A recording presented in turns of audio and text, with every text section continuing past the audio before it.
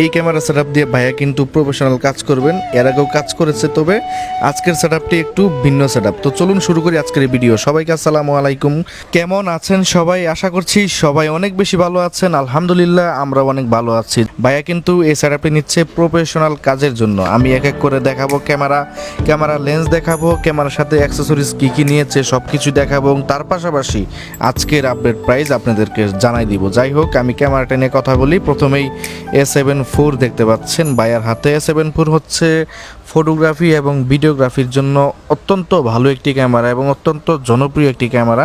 এই ক্যামেরা কিন্তু ঠিক এই মুহূর্তে অনেক বেশি সেল হচ্ছে আমাদের এখানে। যাদের বাজেট একটু বেশি তারাই কিন্তু A7 IVটা নিচ্ছে।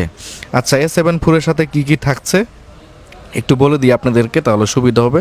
ক্যামেরার সাথে একটি ব্যাটারি পাচ্ছেন, একটি চার্জিং অ্যাডাপ্টার পাচ্ছেন, একটি ইউএসবি কেবল পাচ্ছেন এবং একটি স্টেপ পাচ্ছেন। এগুলো পাচ্ছেন ক্যামেরাতে। এখন এখানে একটা কথা বলে রাখি আপনাদেরকে, আপনারা অনেকেই প্রশ্ন করে থাকেন যে ভাইয়া আমার বাজেট হচ্ছে একটু 2 লাখের প্লাস, অর্থাৎ 2 লাখের ভিতরে একটা ক্যামেরা কিনবেন বা 2,30,000-এর ভিতরে একটা ক্যামেরা কিনবেন, তাহলে আমি কোন ক্যামেরাটা নিব? আমি একটা কথা বলি, আপনার যদি ভিডিওতে ফোকাস থাকে বেশি তাহলে A7C2, আর যদি মনে করেন যে ফটোগ্রাফিতে ফোকাস বেশি তার পাশাপাশি ভিডিও করবেন, তাহলে চোখ বন্ধ করে A7 IV আপনারা নিতে পারেন।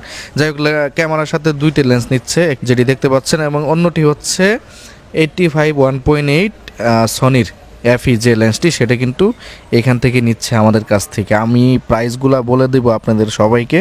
তার আগে এটার সাথে কিন্তু ক্যামেরার সাথে যেহেতু ভাইয়া ফটোর কাজ করবে পাশাপাশি ভিডিওর কাজ করবে, অবশ্যই লাইটিংয়ের প্রয়োজন। পাশাপাশি একটা B850 Mark III ফ্ল্যাশ, একটা X3 ট্রিগার, একটি আলাদা চার্জার, একটি হচ্ছে 128 GB মেমোরি কার্ড, পাশাপাশি একটা FB কোম্পানির ব্যাটারি